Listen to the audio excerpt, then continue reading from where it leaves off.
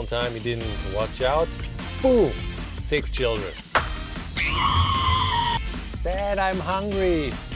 Knock it off! The space in the back right here, quite good. Ladies and gents, welcome to the Rev Check. Today's car is more of a van, the new Toyota Proace Verso Electric. Let's check it out. So, what will it cost you? Prices for the van start at 58,500 euros in Germany.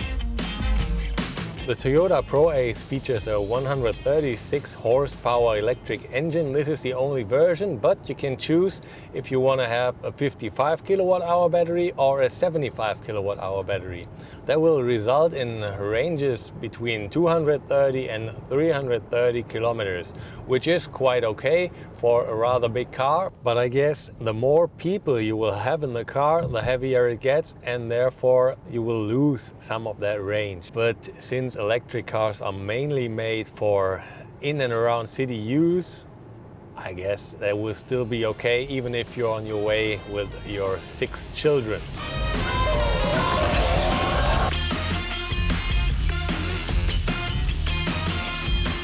The general driving impression in the Toyota Proace is rather pleasant. You have a very high seating position, and what I really like is you can put your arm right here and you have an armrest on that side, so it is a very comfortable and relaxed driving. You just feel like you could go thousands of kilometers in this car, which is pretty nice.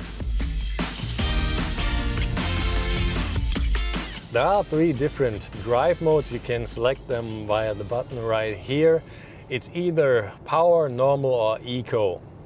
I guess most of the time you will be on your way in normal mode, because in eco the climate and the power of the car are limited. Of course that will give you some more range, but while driving it doesn't feel very good. So I guess mostly you will use normal, and the power mode, that does not really make sense either, because driving an electric car you will want to go at maximum efficiency. So normal is, I think, the way to go.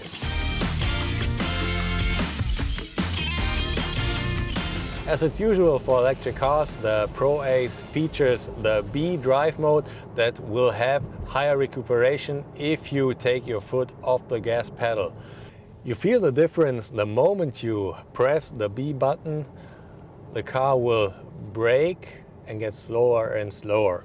And if you deactivate it, the moment you take your foot off the gas, the car will sail, just as you know it from any other electric car. B should be your go-to mode, because that way you will always recuperate a little more energy.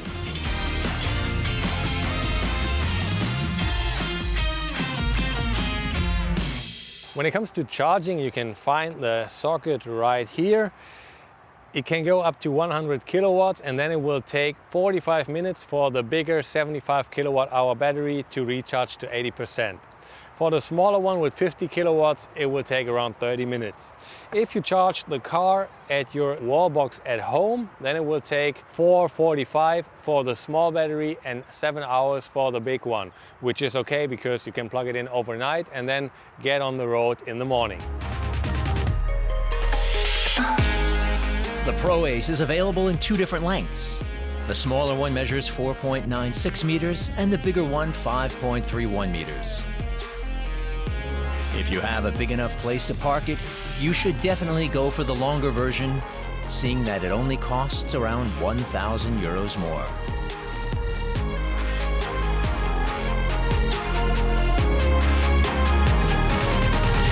This is definitely a family car. You never know. One time you didn't watch out, boom, 6 children. And then you're driving your van,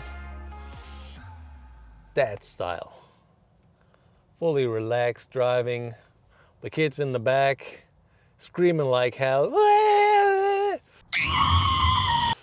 Yeah, I can already feel it. Or the classic.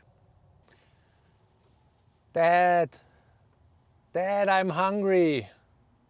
Hi, hungry. I'm Dad. Classic dad joke.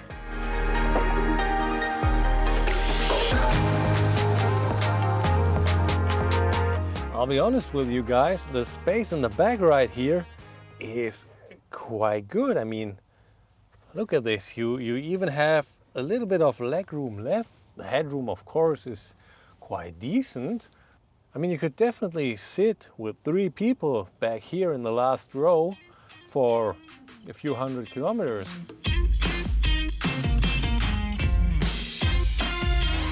A thing that does not really feel up to date is the infotainment system, as it is rather small. If you compare it to other cars out there, most of them have bigger screens. That one is, it's still okay. You can see everything, that is true, but for my personal taste, it could have been a little bit bigger. Not very much, like 3 to 4 centimeters bigger, and then it would be the ideal size.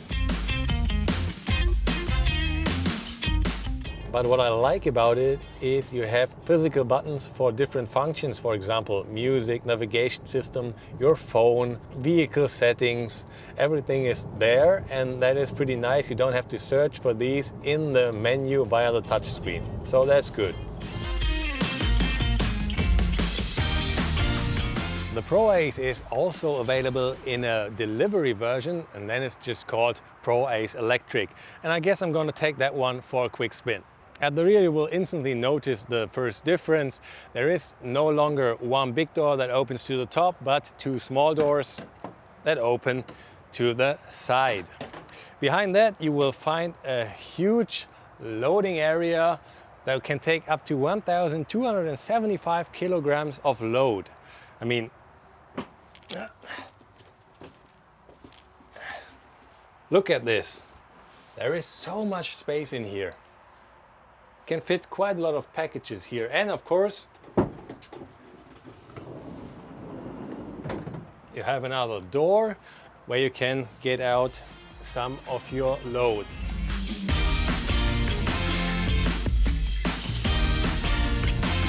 I have to say the delivery version of the Proace feels a little more rugged. You have less comfort, I would say.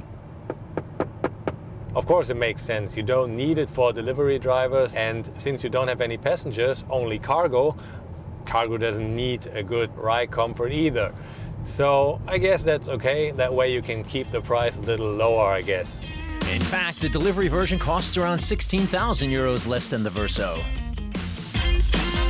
So my final verdict on the Toyota Proace Verso Electric: it is a very versatile car that features a lot of space and is really nice to drive. Well, of course, it doesn't look that nice, but if you have a lot of children or will transport a lot of things, or if you have a lot of friends... Bart, can we stop for ice cream? Yes. Bart, can we pick up that hitchhiker? I don't see why not. Then this might just be the car for you. To sum up, the Toyota Proace Verso Electric is a family-friendly vehicle with a decent electric range. But that range is definitely not suitable for holiday trips to far-flung destinations. Also, the infotainment system could be a little bit bigger.